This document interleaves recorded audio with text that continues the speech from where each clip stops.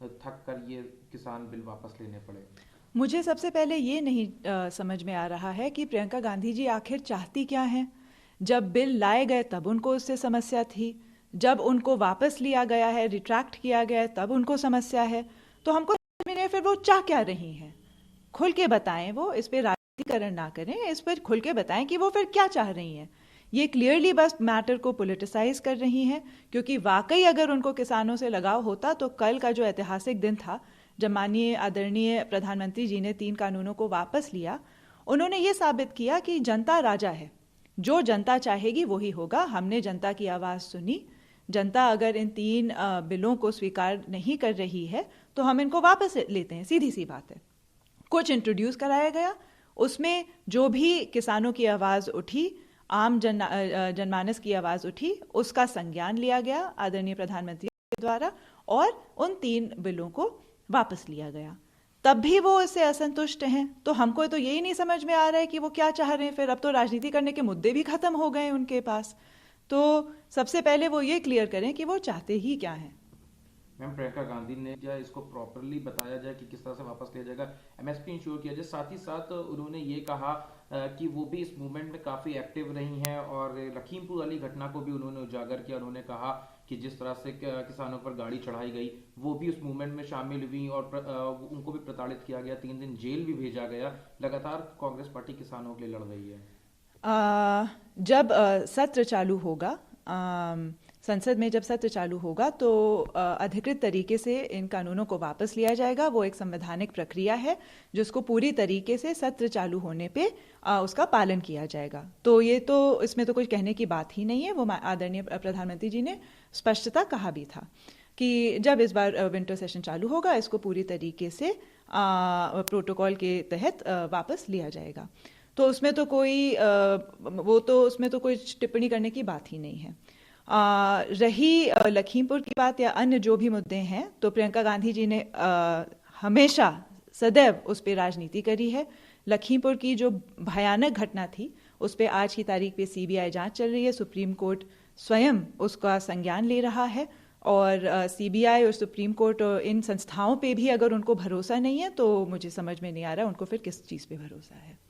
प्रियंका गांधी चल रही है, प्रधानमंत्री उसमें अगर शामिल हो रहे हैं तो अजय मिश्र टेनी उसमें नहीं होने चाहिए, क्योंकि उनके बेटे द्वारा ये घटना को अंजाम दिया गया था। और उसी घटना पे फिर जोड़ते हुए उन्होंने आप कहा था कि मैं भी इस घटना को बहुत अच्छे से जानती हूँ, क्योंकि मुझे भी संवेदना व्यक्त करने के लिए मैं जब तो मुझे 3 दिन जेल कर भेज दिया गया था। उनका बेटा जेल में है, उनका बेटा जेल में है। यदि उसका इसमें जो भी हाथ रहा हो ना रहा हो वो सीबीआई क्लियर करेगी, सुप्रीम कोर्ट, और वो हमारे उच्च न्यायालय का जो फैसला होगा वो मान्य होगा या प्रियंका गांधी जी की टिप्पणी। ठीक है, न्यायिक प्रक्रिया सबसे सर्वोच्च है हमारे देश में और सबको उस चीज़ की इज्जत करनी चाहिए, उस चीज़ पे अपना पूरा भरोसा होना चाहिए और ना कि बस ऐसी राजनीतिक टिप्पणियाँ। ठीक है, तो जो भी मांग थी उस समय कांग्रेस ने भी उठाया था, हर पार्टी ने उठाया था कि इस पे सीबीआई जांच हो। सीबीआई जांच चल रही है।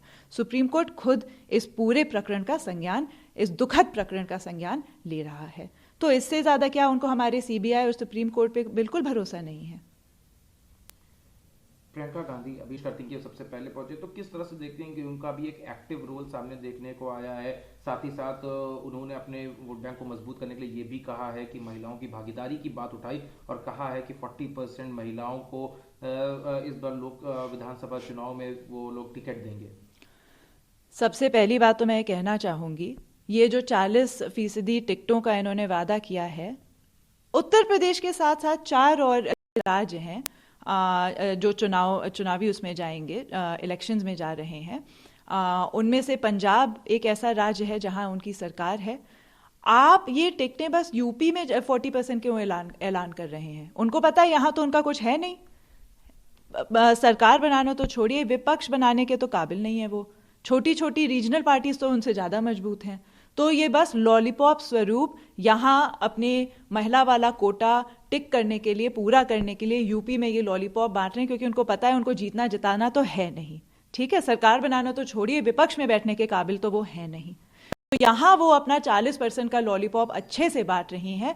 यदि वाकई वो महिलाओं की पार्टिसिपेशन को लेके गंभीर हैं तो यही ऐलान आपने पंजाब में क्यों नहीं किया? आपकी सरकार है, आप अपने प्रत्याशियों को मजबूत कर सकते हैं, उनको अच्छे से और अच्छे से लड़ा सकते हैं, या उत्तराखंड में क्यों नहीं किया जहां मेन विपक्षी दल हैं। तो मैं तो इस ऐलान को तब मानूंगी, मैं तो लोहा मानूंगी अगर ये ऐलान वो जाके सबसे पहले पंजाब में करें जहां उनकी सरकार है, उत्तराखंड और अन्य भी राज्य जो जो 2022 में चुनाव लड़ने जा रहे हैं, तैयारी में हैं, वहां सबसे पहले जब वो 40% टिकटें बांटेंगी महिलाओं को, तब मैं उनका लोहा लूंगी।